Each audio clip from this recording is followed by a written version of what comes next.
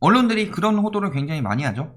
집 있으면 가만히 집만 있었는데 벼락부자 됐고, 집 없으면 벼락거지 됐다. 아니 근데 집 없는 사람이 손해본 거 있어요? 뭐 전세가 올랐다? 그거 내 돈이잖아요. 자산이 깎인 건 아니죠. 연봉 1억 받는 김 부장보다 5천 받고 서울에 뭐 집 있는 이대리가 낫다 뭐 이런 식으로 집값이 오른 것이 그 자산가치 상승해가지고 다 돈 번 것처럼 이야기하고, 그 돈을 못 벌었으니까 벼락거지다. 자꾸 이런 식으로 언제부터 유도했어요? 거의 710 이후. 왜 작년 말부터 유도했어요? 그 전에는 투기해서 돈 벌 수 있었는데, 투기해서 돈 못 벌게 생기니까, 그렇다면 누구한테 팔아야 돼요? 30대 실수요. 부동산 경험이 많지 않고 상승장만 보고 달려온 사람들, 이들에게 팔아야 되니까 안 사면 거지되고 사면 부자야, 이런 식으로 자꾸 만드는 거죠. 집값이 가른 벼락부자와 벼락거지, 양극화 최악. 벼락거지 되기 싫다. 20대의 매수세. 개풀 뜯어먹는 소리 하지 말고 20대가 뭔 돈으로 사요. 이거 다 불법 편법 증여지. 매수세는 무슨 매수세예요. 이거 아니면은 바지 사장 빌라 쪽으로 가면 PD수첩인가 나왔죠. 내가 몇 년 뒤에 크게 웃을 것이다. 한 번도 경험해보지 못한 전세대랑 벼락거지가 된 심정. 전세대랑이랑 벼락거지랑 무슨 관계예요? 소처럼 일했는데 벼락거지. 언론에서 계속 이 말을 쓰고 있죠. 계속. 사람을 움직이는 방법은 두 가지예요. 엄청난 보상을 주거나 아니면은 엄청나게 자극 주던가. 근데 보상을 줄 돈이 어딨어? 언론이. 지들 돈 벌어 먹으려고 사람들 피해 보든 말든 하는 게 언론인데. 그러니까 자꾸 자극하는 거죠. 예를 들어서 지식인 같은 데다가 궁금한 거 물어봤는데 댓글 빨리 달게 하는 방법이라고 예전에 뜬 거 보면은, 라면에 물 550ml 넣나요? 이렇게 물어보면 댓글 빨리 안 달아줘요. 어떤 식으로 달면 돼요? 라면에는 원래 400ml 넣는 거다. 비읍시오트라. 이런 식으로 자극하면 뭐예요? 원래 550ml다. 그것도 모르냐 비읍시오사 하면서 쭉쭉 달린다. 아는 척하고 자극했으니까. 똑같은 거예요. 지금 심리 유도하고 있는 거죠. 집값이 오르면 돈 번 게 아니라 팔아서 내 손에 쥐어야 돈 번 거예요. 그 도박판에 판돈으로 올라가 있는 거예요. 언제 떨어질지 모르고 언제 더 올라갈지도 모르죠. 그런데 이거를 팔아서 내 손에 쥐어서 현금화를 해야 돈을 번 거지. 집값이 많이 올라 회사도 사표 낼 수 있어요. 감사한 일이죠. 꿀맛. 맨날 경제적 자유라고 이야기하고 있죠. 부동산 가지고 경제적 자유를 누리라고 하는 인간들은 쓰레기들이죠. 가만히 있는 5억짜리 집을 7억까지 올려서 집값이 지금 화폐가치 하락만큼 오른 게 아니죠. 경제적 자유를 누리려면 그 이상 올라야 되죠. 똑같은 가치를 가진 집인데 몇 년 동안 감가상각된 집을 2억 더 비싸게 팔아먹고 그 돈을 자기가 가져가는 거예요. 아무것도 안 해도 집값이 올라 부자가 되시는 분, 부자라고 생각하세요. 전 국민이 부자가 되었어요. 집값 가지고 있는 사람. 맨날 신고가 이야기하고 있죠. 자, 압구정 60억, 음마 24억, 과천 20억. 신고가 나왔다는데 일단 60억 아니고 20억 아니죠. 다 들어가서 확인해 봤어요, 저희가. 자, 43억 5천에서 57억 5천. 거래가 굉장히 오랜만에 돼서 올라간 것도 있고 이상 급등 거래가 있긴 합니다. 49억에서 55억. 요건 더 심각하죠. 24억 2천. 언제부터 음마 2천만원 올랐다고 신고가 찍었다고 기사에서 대문짝만하게 내줘요. 과천시 중앙동 푸르지오 서밋 1,000만원 올랐어요. 이것도 시스템 들어가서 확인해 봅시다. 매물이 55억에서 58억. 55억짜리가 있는데 왜 57억 5천을 주고 사느냐. 한두 개가 아닌데.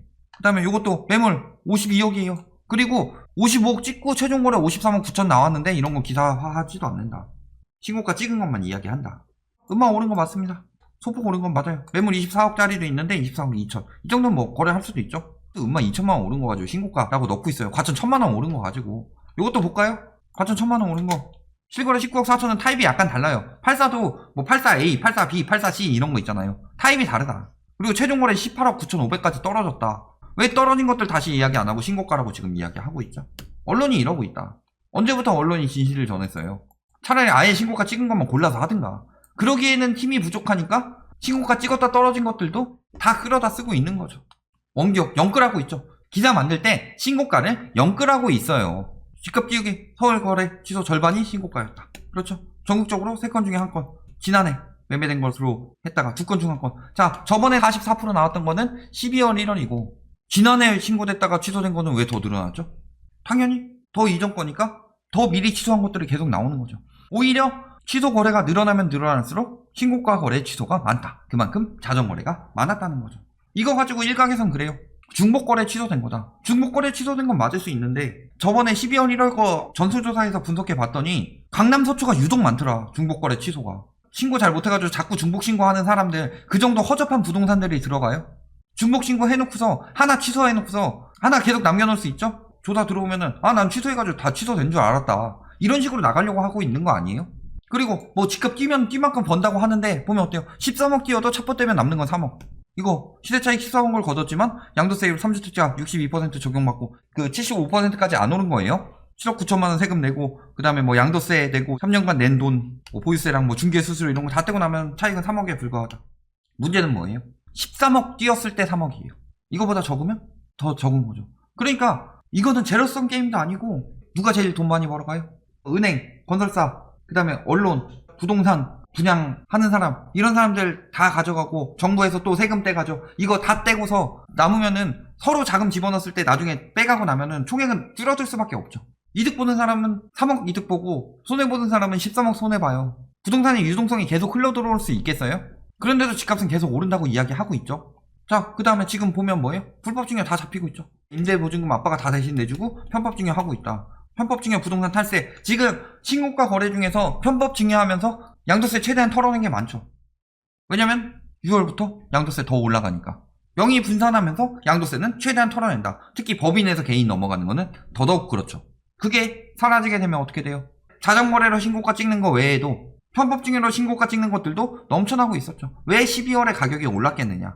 떨어져야 하는 상황인데 답이 다 나와 있는 거죠. 자, 그 다음에 다주택자들 뭐 해가지고 돈 많이 벌었고 자산가치 커졌다고 부자라고 하는데 보면 어때요? 수백 채 집부자 중에 깡통전세. 왜? 전세금 줄 돈도 없어요. 볼까요? 500채 가진 집주인이 반지하 살고 있어요. 집값 다 올랐다면서요. 빌라도 막 몇 억씩 올랐다면서요. 빌라왕 A씨 체납액 취득세 3,500만원. 이 사람이 몇 채 가지고 있어요? 600채.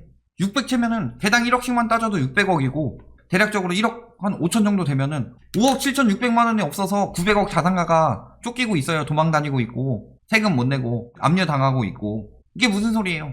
자산 가치가 올라가면 뭐예요? 5억짜리 집 가지고 있다가 10억짜리로 올라서 기존에 다른 자산 5천만원 정도 가지고 있어서 5억 5천에서 10억 5천 자산가로 변하면 뭐예요? 팔기 전까지 내가 쓸 수 있는 돈은 한 개인데 집이 5억짜리가 20억에 올랐다고 그러더라도 내가 월 200 버는데 갑자기 월 300, 400 벌게 되는 게 아니잖아요. 그런데 엄청나게 지금 뭐 팔기도 전부터 부자가 된 것처럼 그거 다 번 것처럼 이야기하고 집값 올랐으니까 차 산다고 하고. 자, 이제 뭐라 그래요? 작년에 61만 가구 급증한 이유가 증여 부추긴 부동산 정책 탓이래요. 그러면서 부동산 정책 강화했기 때문에 집값이 올랐다 이런 식으로 이야기하죠. 부동산 가격 상승은 가구수 급증 탓이라고 하는 상당 부분 다르다. 왜냐면 정책 때문이다. 그러면서 710 대책으로 인해 다주택자의 세금 부담이 크게 늘어나면서 부모 자녀 간 증여가 늘어났을 것으로 추정되면서 가구수가 증가했다. 예를 들어서 4인 가구가 4채를 가지고 있어요. 그러면은 다주택으로 들어가는데 한 채 한 채 각각 1인 가구로 분리하면은 세금 다 1인 가구로 내니까 가구수가 급증한 거다. 이런 식으로 이야기하면서 규제 때문에 가구수 늘어났고 가구수 때문에 수요 늘어났으니까 집값 올라갔고 매물은 안 나오고 다 지금 잠겼다. 이런 식으로 이야기하는데 자, 710 대책 7월에 나왔죠. 자, 요거 어디서 뽑았냐면은 행정안전부 주민등록 통계에 보면은 가구수 증가 봤을 때 언제 제일 많이 늘었어요? 5월에 보유세 내기 직전에.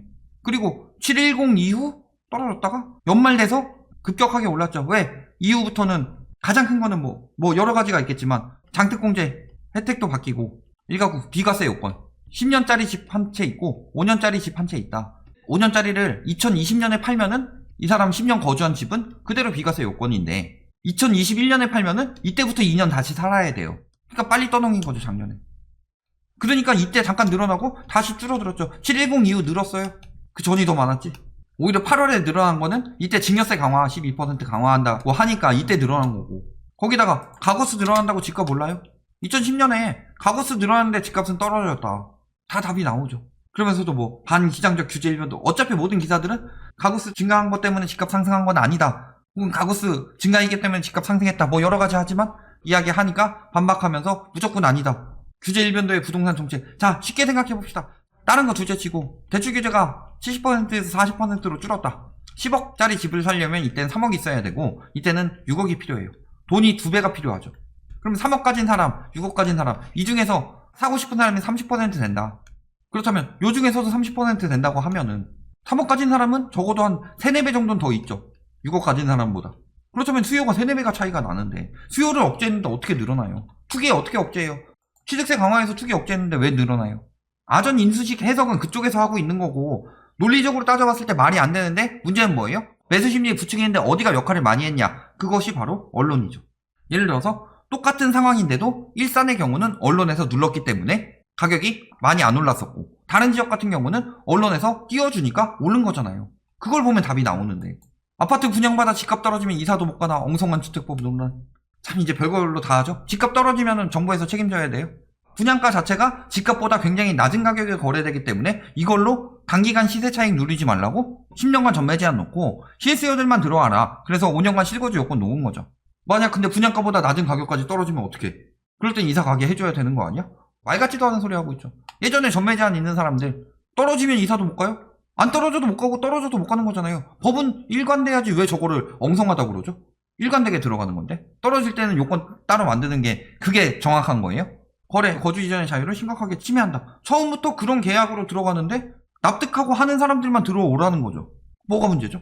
결론 간단하게 반대를 위한 반대만 하고 있다.